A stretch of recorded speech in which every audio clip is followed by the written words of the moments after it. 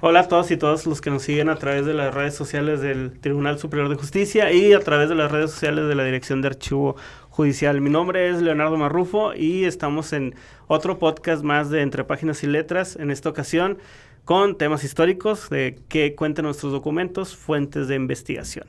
El día de hoy tengo la fortuna de estar acompañado de 4 personas que vienen de la Universidad de Monterrey, de la UDEM. Y bueno, 3 de ellos son estudiantes y la doctora Pamela, que ya es de casa, es amiga de casa. ¿Cómo está, doctora? Muchas gracias, estoy muy bien, muy contenta de estar compartiendo este programa junto con vos y toda la audiencia. Muchas gracias. Y bueno, nos acompaña Renata, ¿cómo estás? Muy bien, mucho gusto. Disculpen si no digo los apellidos, vámonos, estamos aquí en confianza. Miguel, ¿cómo estás? Buenas tardes, muy feliz, gracias. Y Cristina. Hola, mucho gusto y qué padre poder estar aquí. Bueno, ellos son estudiantes de la carrera de Derecho de la Universidad de Monterrey y bueno, nos vienen a platicar un poco sobre sus investigaciones finales de tesis, ya en esta parte última de la carrera. Digo, no lo vamos a calificar, o tal vez sí. Y bueno, ellos han consultado el acervo histórico del Poder Judicial y vamos a platicar un poco sobre cómo han complementado los expedientes históricos que tenemos junto con sus trabajos de investigación. Y antes de comenzar, quiero también agradecer a todas y todos por habernos sintonizado la semana pasada con el programa Cabinas Virtuales. La verdad, esperemos que lo puedan volver a ver, un nuevo servicio que tiene el Poder Judicial a través de la Dirección de Archivo Judicial y que es a cercanía para la ciudadanía. Muy bien, y bueno, vamos a empezar. Quiero empezar primero con la doctora, antes de comenzar aquí con los muchachos. Quisiera saber, doctora, un poco cómo surge la idea a través de usted, que bueno, sé que es la parte que los está conduciendo con estas tesis. ¿Cómo surge la idea de poder consultar el acervo histórico del Poder Judicial para sus investigaciones? Bueno, creo que la respuesta en parte vos ya la sabés, sí, porque tú eres responsable también de todo esto. Bueno, en un primer momento, bueno, considerando mi formación y mi línea de investigación que tengo incluso en el Sistema Nacional de Investigadores, para mí es muy importante formar personas que realicen trabajos de investigación, tanto en el ámbito de la licenciatura como en posgrado. Y cuando empecé a dar clases en la maestría en argumentación, aquí en el Poder Judicial, vine una tarde a ver el archivo y bueno, estuvimos platicando, vos me mostraste el catálogo y bueno, dije, qué bueno poder hacer sugerencias. Nosotros en la Universidad de Monterrey tenemos una distinción que es justamente que nuestros estudiantes se reciben culminando su carrera de Derecho a partir de un trabajo de investigación que tiene los requerimientos metodológicos de una tesina, ¿sí? Y qué mejor para mí poder hacer recomendaciones de temáticas y teniendo un archivo tan rico, tan excelente y además el excelente sistema de digitalización que ustedes tienen, dije, bueno, agarro el catálogo, voy leyendo y voy viendo también qué temas pueden interesar a los y las estudiantes, porque hay que diferenciar cuando uno es investigador o investigadora lo que a mí me interesa y forma parte de mi línea, pero también qué puede resultar interesante para las personas que deciden, ¿no? Y bueno, y ahí mirando los expedientes, platicando con vos un poquito, decidí establecer 4 temas. Y bueno, acá está el resultado, sí, que 3 personas eligieron su tema. Se aventaron. Exactamente. Y bueno, la verdad es que he tenido el placer de ser profesora de cada uno de ustedes en diferentes momentos de la carrera. Y bueno, cuando recibí el formulario diciendo, yo quiero hacer tal tema, bueno, obviamente que para mí fue una gran alegría, porque sé que son excelentes personas y excelentes estudiantes y que se van a introducir en un mundo muy interesante y a su vez muy complejo. Bueno, pero seguramente que ellos te van a contestar mejor todas las preguntas sobre la experiencia del archivo. Que la verdad me sorprende que se hayan aventado. Normalmente pues son los alumnos de historia, de sociología, etcétera, que son los más que se toman estos temas. Los de Derecho, yo creo que ahí van. Claro. Y quería preguntarles, ¿ustedes conocían el archivo? ¿Sabían de la existencia del archivo? Bueno, honestamente para mí era algo que sabía que existía, sabía que existía en algún lugar en el estado, en Monterrey, en San Pedro, el lugar exacto, ¿no? Y también tenía una idea, al momento que sale el tema y que decimos, oye, ¿sabes qué? De que vamos a trabajar este tema, y sabía que iba a tener que ver expedientes históricos. Yo pensé, oye, si voy a estar viendo, digamos, en mi caso específico, que todavía no hablamos del tema, pero que es siglo XIX, yo dije, oye, tal vez mi expediente va a tener mancha, o puede ser que, oye, pues yo no sé si están destruidos, o sea, yo no sé qué también cuidados estén. Y el ya, digo, ahorita que lo conocimos y que ya he visto mis expedientes, digo, oye, tal vez no conocía al 100 esto, pero me alegra saber que existe la posibilidad de que en cualquier momento, o sea, para una investigación, o sea, para el día a día o curiosidad, que existe un área que guarda estos recuerdos de la historia mexicana, ¿no? ¿Compañeros? Bueno, yo alguna vez escuché a la doctora platicar de él así como el archivo, pero en realidad no sabía lo que era. Entonces, haber visto los expedientes es como, no puedo creer que aquí donde estoy, en este territorio donde vivimos, eso se creó, o sea, eso está aquí para nosotros. Pero en realidad antes de escuchar a la doctora hablar de él, no sabía que existía. Y en mi caso, yo sí sabía que existía, pero nunca pensé que me iba yo a dar la vuelta por aquí. Yo dije, no, me encanta la historia, pero pues uno se va, en la vida se la complica solo. Entonces, pues estoy muy contenta de que existe y que tengan tan buena digitalización y que podamos tener esos expedientes a nuestra disposición. Digo, me imagino que el primer imagen que se viene, al menos a mí me pasó, de un archivo es, por ejemplo, los archivos de Inglaterra o de donde vienen todos muy formales, muy, no sé. Me imagino que eso también les ha de haber como que causado la primera impresión.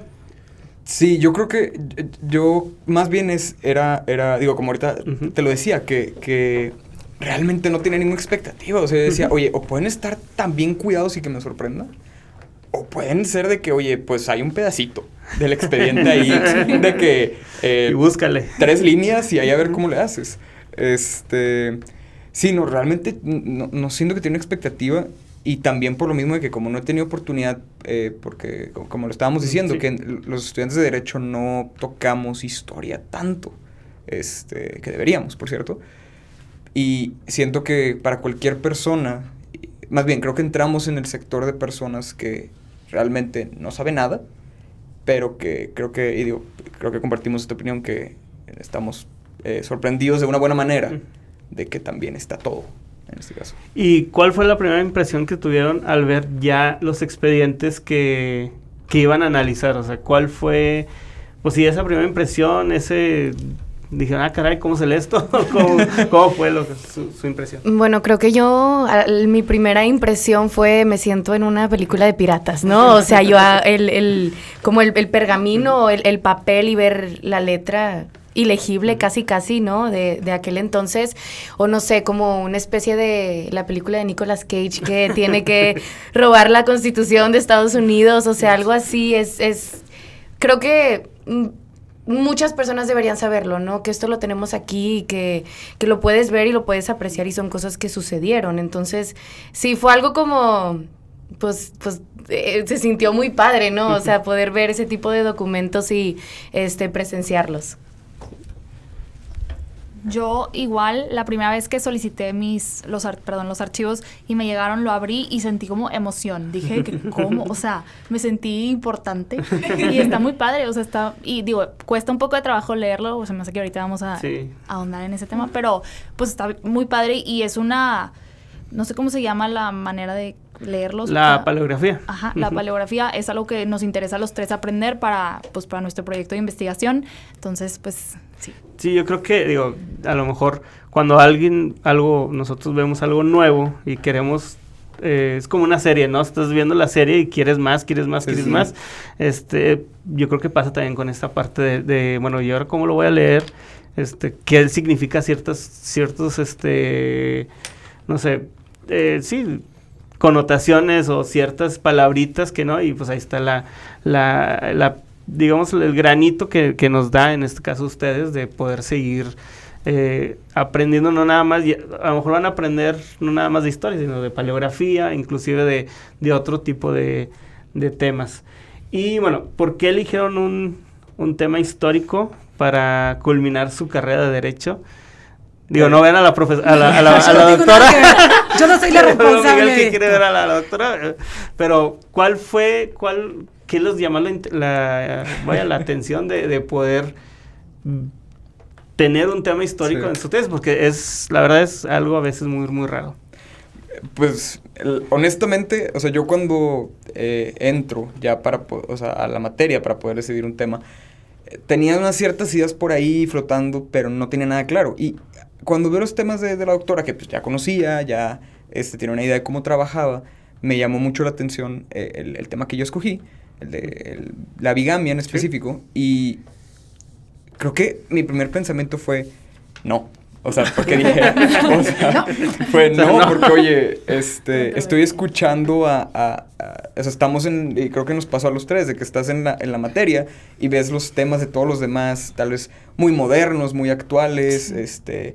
hasta polémicos, si así lo quieres ver, y es irte a la historia. A mí lo que me llamó mucho la atención y dije, ¿sabes qué? Voy a hacer esto, fue honestamente el desafío, el conocer. A mí la historia es algo que me ha gustado toda la vida, y el poder tener la oportunidad y poder trabajar ahí con la doctora, que es experta en historia y en derecho específicamente, creo que para mí dije, ¿sabes qué? Es la oportunidad perfecta, porque es mi último trabajo.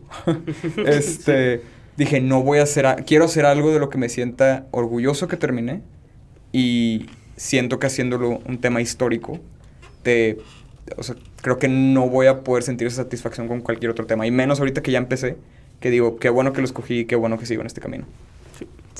Yo, en mi caso, la doctora Pamela me dio historia de las instituciones jurídicas en primer semestre, y desde ahí yo me decidí que yo quería hacer una tesis histórica porque me gustaba mucho esa clase. O sea, para mí era... Y me acuerdo que mucha gente era de que no, tengo que leer estos textos y no sé qué, y a mí me encantaba. Entonces, pues, la verdad es que siempre lo tuve en la cabeza. Al final sí dudé, dije, me voy por algo de fintech, me voy por algo acá moderno, pero luego dije, ay, no. Empecé a leer de tecnología y dije, ¿qué es esto? Y a mí no me gusta. Entonces, por eso creo que fue, pues, esta decisión, que mi tema ahorita creo que no lo vas a mencionar, pero, pues, nada, yo estoy muy contenta y pues, tengo muchas expectativas de el trabajo que vamos a hacer. O sea, Bueno, que ¿puedo hacer una pequeña mención? Porque yo creo que Renata no está diciendo una cosa que es importante. Ella, en medio de su carrera, junto con una compañera que ya es licenciada, Carolina, ella participó en unas jornadas de jóvenes investigadores de historia del derecho y de derecho romano, que eran online, eran en la Universidad de Valparaíso, en Chile. Y le fue muy bien. Al año, yo me voy a ser profesora invitada a la Universidad Autónoma de Madrid, y me junto con un colega que está haciendo su doctorado, y me dice, ¿sabes que yo estuve en un congreso online y había unas estudiantes de Monterrey? Claro, le digo, mis estudiantes de la Universidad de Monterrey. Y él se había quedado sorprendido del nivel de estas estudiantes que habían trabajado junto con el doctor Humanes, también amigo de aquí de la casa, justamente analizando la obra de La Perfecta Casada, analizando el concepto de la brujería, ¿no? Entonces, claro, Renata ya tiene un training en este tipo de trabajos, y la verdad que para mí fue una alegría que se haya decidido, porque, bueno, ya tiene una experiencia y hay que explotarla. Sí. Hay que explotarla. Y que ahorita que hablabas de fintech y toda esta parte de la tecnología, pues qué cambio, ¿no? Del siglo XXI hasta el siglo XIX. La verdad, pues qué bueno escuchar eso, porque inclusive hasta los propios estudiantes de historia se van por otro lado. No hay muy pocos, nosotros lo platicábamos, doctora, hay muy poca gente que estudia la historia del derecho. Yo creo que es algo que ustedes tres están aportando. No sé, Cristina. Sí, bueno, yo remontándome como a cuando era pequeña, siempre la historia me encantaba. Me acuerdo, pues, en la escuela los libros los leía y siempre como lo imaginaba, ¿no? Y en mi cabeza me imaginaba todos en caballos y los vestidos y todo. Entonces siempre me ha llamado mucho la atención todo el tema de la esclavitud, ¿no? Y pues ahora sería, cuando empecé a escoger mi tema, yo traía también unas ideas muy voladas, ¿no? Y platicaba con la doctora y me decía, pero es que esto, y yo es que la esclavitud, pero luego me iba un poco más a hoy en día, pues el racismo, y me dijo, ¿te llama mucho la atención la esclavitud? Y le dije, sí, bastante, pero no sabía cómo delimitarlo, ¿no? Y me dice, pero es que aquí hay unos archivos que aquí donde tú vives, eso pasaba y eso estaba sucediendo. Entonces dije, ok, esto obviamente no se puede ir por un tema como de derechos humanos porque sería anacrónico, o sea, no iría como, en ese entonces no existía. Y dije que mejor que tomar un tema que me gusta con un tópico que me gusta, que es la historia, juntarlo y poder hacer mi tesis profesional, ¿no? De esto mismo, todo combinado para culminar la carrera. Excelente. Y bueno, ahora sí hablando muy específico ya de sus trabajos de investigación. Digo, esto esperemos que la doctora no lo tome como parte de su calificación, No, la verdad. no.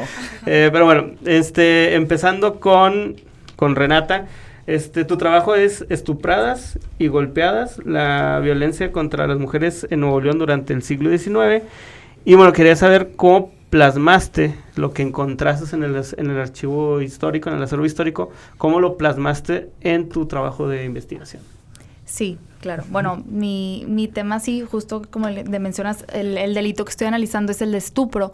Y ese delito, en el Código Penal de Nuevo León de 1880, se tipifica como el abuso mediante la seducción o engaño a mujer casta y honesta. Tenía que ser considerada casta y honesta ante una sociedad. Entonces, el archivo a mí me ha ayudado a revisar expedientes de casos en concreto donde a una mujer se le haya, o sea, qué se tomaba en cuenta para ver si una mujer era casta y honesta ante una sociedad o no. Entonces, para mí, todavía no, me faltan muchos archivos por consultar, pero hasta ahorita, pues, estoy como haciendo un marco de lo que voy a tomar en cuenta, y pues para eso me ha servido mucho tener esas fuentes primarias, literalmente, que es, pues, el archivo, los y cómo de lo que has visto, cómo ligarlo también a los códigos penales actuales, ¿no? Porque hablabas del Código Penal de 1880, ¿cómo has visto ese cambio de ese delito a lo cómo se lleva actualmente? Claro, no, pues han entrado muchas instituciones y pues derechos humanos y mil cosas, y claro, antes pues el mundo, sigue siendo un mundo, o sea, vivimos en un sistema patriarcal, pero pues sí, o sea, ahorita es el cambio súper radical y ahorita pues sigue existiendo el delito de estupro, pero ya no es casta y honesta para que se le castigue, ahorita ya se le castiga a las personas que lo cometan. Entonces, pues sí, o sea, ver esa evolución también es muy interesante. Ok, y bueno, Miguel, sigues tú. Tu investigación es el delito de bigamia en el estado de Nuevo León bajo los expedientes criminales del siglo XIX. La misma pregunta, ¿cómo conectas los expedientes consultados con tu investigación? Sí, hasta escuchar el título de que me... Ajá, sí, en general primero creo que conceptuando por si cualquiera, el delito de bigamia, pues es el proceso de casarte estando casado ya. Okay. Así que, básicamente, como lo he ligado, es que mi tema ha evolucionado mucho. Empezó yo y la doctora estoy seguro que lo recuerda, yo quería irme hasta como de la Inquisición, de cómo, pues sí, cómo se castigaba tras el delito y cómo va evolucionando el delito. Y como que ya nos planteamos irnos nada más al siglo XIX, hasta tocar hasta un poco del XX, también para como que ir comparando los expedientes. Yo solicité 3, uno de 1834, de 1890 y uno ya más avanzado de 1940. Ha sido difícil ligarlos, honestamente, más que nada por la caligrafía, sí. Como lo que decíamos, de que es difícil a veces entender, porque pues hoy a mano, ¿verdad? Como ahorita que pues con la computadora o con la máquina de escribir, ya más avanzado. Ha ayudado mucho, más que nada porque me he dado cuenta no es al 100% de esto mi investigación, pero cómo va evolucionando el delito, cómo se castigaba, cómo se perseguía. Y pues obviamente también la frecuencia, o sea, estamos hablando que en el pasado era más fácil que este delito ocurriera, pues por la falta de comunicación, digamos, entre los estados. O sea, aquí ahorita todavía es penado la bigamia, pero no, pues sí, no va a ocurrir como ocurría en 1834. Pero sí, más que nada es que los expedientes me han dado pues, una visión de realmente qué pasaba. O sea, ya no de que, es que yo me imagino que así era como funcionaba. El ver casos específicos, sean más viejos o más recientes, me ha ayudado mucho a como plantearme, ponerme en la posición y poder pues investigar más el avance del delito y también, porque eso también mucho de mi investigación, que es, me retomo a cómo se castigaba, si por la legislación estatal, o municipal, o sea, más bien local, o hasta colonial llegaban a usar, porque había ciertas controversias con el delito, y pues simplemente también es revivir la historia de estas personas que son expedientes, y creo que nos pasó a los tres que yo creo que nadie ha tocado. O sea, que nadie conoce estas historias, y creo que el hacer nuestras investigaciones en esto amplía esa red de poder conocer la historia. La verdad son los dos temas, ahorita seguimos con Cristina, pero la verdad los dos temas son algo muy interesante por la misma evolución del delito, ¿no? Tanto el estupro como la bigamia, y yo creo que tienen ahí, yo creo que les va a seguir cambiando mucho la percepción de estos dos delitos. Cristina, tú nos estás hablando de la esclavitud, que es algo también muy interesante, se llama el esclavo como garantía real de hipoteca en el Nuevo Reino de León, 1693-1799. ¿Qué encontraste en el acervo? ¿Cómo lo ligas? También la misma pregunta. ¿Y por qué la esclavitud? ¿Cuál fue? Entiendo, por ejemplo, el estupro, entiendo la bigamia, que es más, digamos, de historia jurídica, de historia judicial, de cambios de la percepción de los delitos. Pero me llama la atención de la esclavitud. ¿Por qué el tema y cómo lo estás ligando con lo que has encontrado en el acervo?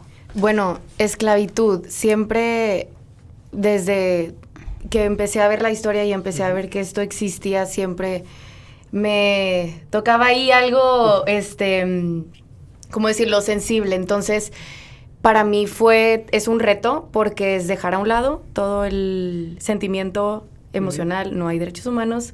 Entonces, tomar la esclavitud y verlo plasmado en estos expedientes, ¿no? Incluso el lenguaje que usaban.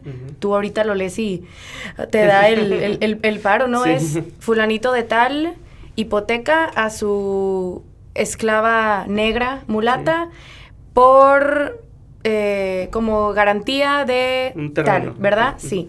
Entonces, es tomar esto y decir, aquí esto sucedía, ¿verdad? Mi tesis ya más a fondo, yéndonos más jurídico, pues es ver cómo influenciaba Francia, cómo influenciaba España en todo lo que se regulaba aquí, y es demostrar aquí esta figura sucedía. Y no solo eso, sino que era tomada como una garantía real, como lo es la hipoteca, que en sí, como contexto, no puedes hipotecar cosas muebles. Los muebles son cosas que se mueven, y los inmuebles pues son casas, son edificios, me explico. Entonces, es ver todo esto de cómo la persona, ¿verdad?, era hipotecada, era tomada como una garantía, y decir, mira mi expediente que nadie ha visto, que es inédito, ¿no? El que me haya dicho la doctora, oye, estos expedientes son inéditos, es pues decir, pues qué más, qué gusto poder traerlos y usarlos para enriquecer la tesis, ¿no? Y demostrar que esto sucede. Y además, pues como lo dijeron aquí, es un desafío, ¿no? Y es más desafío personal también, tomar este tema que siempre me ha interesado y que no es... pues es un enfoque totalmente diferente al que yo me hubiera imaginado, ¿no? Que le hubiera dado más, como lo dije, pues más humano, y no es irme totalmente al lado jurídico. Entonces, creo que es algo que puede enriquecer mucho, ¿no? Tomando los expedientes, experiencia personal, ¿no? Entonces, pues sí, creo que eso es lo que... Yo creo que es un tema muy interesante, porque cuando leí el título, lo primero que me imaginé fue en Estados Unidos, por el hecho de bueno, todos conocemos un poco la guerra de secesión que sucedió en mitades del siglo XIX en Estados Unidos por la esclavitud, etcétera. Y muchas veces no pensamos que en México pasaba. Pensamos que a lo mejor, se nos dice pues que venía gente de África a trabajar a las minas y en las minas no querían trabajar y terminó trabajando el indígena, el mestizo y todo, ¿verdad? Pero no conocíamos, no se conoce realmente esta parte de la esclavitud como lo estás tocando. Sí, pues si yo te contara cómo estaba terca, yo estaba terca y Estados Unidos, ¿sí o no, doctora? Sí, yo creo que en todos los casos, yo ahorita que los escucho y las escucho hablar, veo que la finalidad de estas tesis para mí consisten en desarrollar una sensibilidad en la persona que trabaja con el derecho, que lo hace de manera mecánica en sus trabajos. Cuando agarra estos expedientes se da cuenta que lo que hoy consideramos como justo, lo que hoy consideramos como una relación relevante en términos jurídicos, eso no sucedió siempre. Y que tenemos que tener la capacidad de no juzgar a las generaciones pretéritas con nuestros valores. Esto no significa decir que la esclavitud era algo positivo. Sí, no. Es tratar en el contexto en el que estaban. Exactamente. Muchas veces para las personas que escuchan los trabajos de los historiadores del derecho, consideran que son conservadores los historiadores del derecho y las historiadoras. Y en realidad no. Como somos científicos, tenemos que respetar el carácter de la fuente. Yo me acuerdo una vez cuando hablaba con Miguel en una de las tutorías, que yo entendía, a él le interesaba mucho entender la bigamia como un delito y como un pecado. Y cómo en la bigamia hay una herejía, porque hay un descrédito del mandamiento, del mandamiento del matrimonio, el orden inquisitorial comenzaba. Entonces, pero claro, yo le decía, para hacer eso tenemos que trabajar con otro tipo de archivos. Y después vimos un poquito esto entre la ruptura y la continuidad del derecho patrio, del derecho independiente, cómo muchas regulaciones seguían remitiendo ese orden colonial.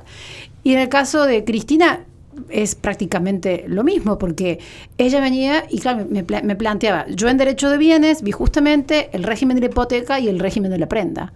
Sí, pero eso es desde la codificación civil de 1804 en adelante. Y le mostré un trabajo de un querido colega de la Universidad Autónoma de Madrid. Mira lo que dice Fernando Martínez Pérez. ¿Qué? Me dice, claro. Y ahí empezamos a trabajar esa línea que él propone. Y le dije, mira, en el archivo del Poder Judicial están esos expedientes. Y claramente, en el caso de Renata, se da cuenta lo peligroso que es un derecho penal sexista. Exacto. Que va a establecer un tipo de pena no por la conducta abstracta, sino por factores que están relacionados con preconceptos que tiene la sociedad sobre el deber ser que tiene que realizar una mujer para ser considerada casta y honesta. Y ahí en el caso, por ejemplo, en el caso de Renata, haciendo un poco de comercial, teníamos un libro sobre estupro. Y a mí me impresionaba mucho cuando los compañeros trabajaban este asunto, es que le terminaban dando la razón al hombre. Y era ¿por qué? O sea, si te estoy trayendo todas las pruebas, al final la justicia le hacía justicia al hombre y no a la mujer. Y yo creo que es un trabajo también muy padre porque, ahí se desprenden muchas otras líneas de investigación. Y bueno, quisiera preguntarles así de manera rápida, y ahorita se me acaba de ocurrir, ¿cómo ha cambiado el tema de eso? Por lo que decía Miguel, ¿cómo ha cambiado sus temas? O sea, a partir de, bien de la investigación de los expedientes, pero ¿qué tanto ha cambiado a como lo tenían planteado al principio, a como lo tienen planteado ahorita? Ok. Voy yo. Bueno, la verdad, sí, o sea, como decía, para mí, y como le comentaba la doctora, para mí me resultaba muy interesante el concepto de pecado, o sea, de irme a la religión, meterme a la religión en la tesis, y cómo, oye, pues el bígamo también es pecador, así que el castigo va a ser diferente, así que toda esta idea me gustaba mucho, pero también, a ver, o sea, si ahorita yo considero que me estoy complicando también con lo que estoy haciendo, dije, oye, acá va a ser también otra cosa totalmente diferente. O sea, no es como que no se convirtió en una pequeña variación, se estaba convirtiendo en totalmente otra tesis. Así que escogí acá más del siglo XIX y más actual, también porque me resultó bastante interesante y más porque hasta le encontré, y creo que hasta pudimos encontrar ese punto medio que dijimos, también se relaciona más jurídico, ¿no? Al final de cuentas es una tesis de derecho. y entre la evolución del derecho patrio y más bien del colonial al derecho patrio, creo que pudimos encontrar ese punto medio.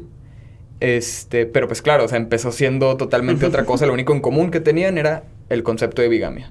Pero como quiera estoy muy feliz con lo que estamos trabajando ahorita. Pero sí, digo, si alguna vez a alguien le gustaría hacer ese tema sobre lo de el pecado, el bígamo como pecador también, estaría muy padre y me gustaría leerlo, la verdad, que alguien desarrolle esa idea. Si no, que se lo dije para la maestría, Leo. Sí, también el doctorado. Claro, el doctorado. Compañeras, ¿cómo ha evolucionado su trabajo? Ay, bueno, el mío fue toda una, pues fue difícil al principio. Gracias, Fernando, por su trabajo, porque de verdad que lo leí yo creo que unas 20 veces, ¿no? Yo no encontraba mi problema, o sea, yo no encontraba, me tardé mucho y me decía la doctora, le decía yo, bueno, ¿es esto y es? No. Y yo, bueno, entonces ¿es esto y es? No. Y no, hasta que le di toda la vuelta, ¿no? Y es un tema que cambió como de, ok, voy a demostrar que el esclavo se hipotecaba. Es que no es eso, ¿no? Es demostrar toda otra cosa. Es cómo la influencia de otros países llegó aquí y es demostrar a través de los expedientes cómo esto sucedía. O sea, sí ha cambiado mucho el tema y sé que va a cambiar mucho más, ¿no? En todo su desarrollo. Pero es parte del reto. O sea, es bonito ir viendo cómo entre más lees, más entiendes, más vas transformándolo entre... Pues algo muy bonito, le digo, es una tesis que va a ser muy bella por todo lo que implica, ¿no? Ok. Renata. Sí. Bueno, en mi caso, yo revisando el Código Penal de 1880, quería agarrar muchos de los delitos sexuales. Yo le decía a la doctora que quiero violación, estupro. Y la doctora que, a ver, o sea, hay que meternos bien en uno. Entonces, creo que lo que más se ha transformado es que decidí centrarme en el estupro. Y también entender cómo la codificación, o sea, más bien cómo se entendía la codificación en esa época, porque va cambiando el concepto de codificación. Entonces ahí era como, o sea, se pretendía uniformizar a la sociedad y hasta ponía unos estándares y todos tendrían que caber ahí. Y no, pues así no es. Entonces está muy interesante ver, así, por eso se legislaba de esa manera y por eso lees el código y dices de que cómo, o sea, pero pues sí. Ok. La verdad es muy, muy interesante. Bueno, ya se nos está comiendo el tiempo y ojalá y no nada más se queden en tesis. Ojalá y se puedan hacer un libro después. Bueno, yo te voy a hacer una oferta. ¿Qué te parece si en diciembre las volvés a convocar para que te cuenten el resultado de su tesis? Claro que sí. ¿Y por qué no arman un pequeño libro? Claro que sí. Tesis de licenciatura en Derecho con el fondo del Archivo del Poder Judicial. Claro que sí. Políticamente lo vamos a revisar. Pero no, es muy buena idea. Yo creo que sí deberían de ser, como usted dice, libros, porque al fin y al cabo, o sea, son tesis de licenciatura, pero muchas tesis no se han hecho libros, y cuántos esos libros han ayudado también para que otras generaciones lo puedan revisar y lo puedan, puedan servir como base para nuevas tesis, ¿no? Yo creo que en diciembre nos vemos, muchachos. Bueno, esperemos. Esperemos que sí. Muy bien, bueno, hemos llegado al final del programa. Muchas gracias aquí a los invitados, al invitado, por acompañarnos. Y bueno, nos pueden encontrar en todas las redes sociales como Dirección de Archivo Judicial. En los comentarios del chat vamos a poner la liga. Y también pueden encontrarnos en el micrositio de Archivo Judicial. Ahí vienen todas las áreas operativas y toda la información conforme a los servicios que damos dentro del archivo. Por otro lado, este podcast y los demás de Entre Páginas y Letras los pueden encontrar en nuestro canal de YouTube como Dirección de Archivo Judicial y en la página oficial de Facebook de la Dirección de Archivo. Es todo. Así que muchas gracias nuevamente. Sí, muchísimas gracias por la invitación. Y nos vemos hasta la próxima.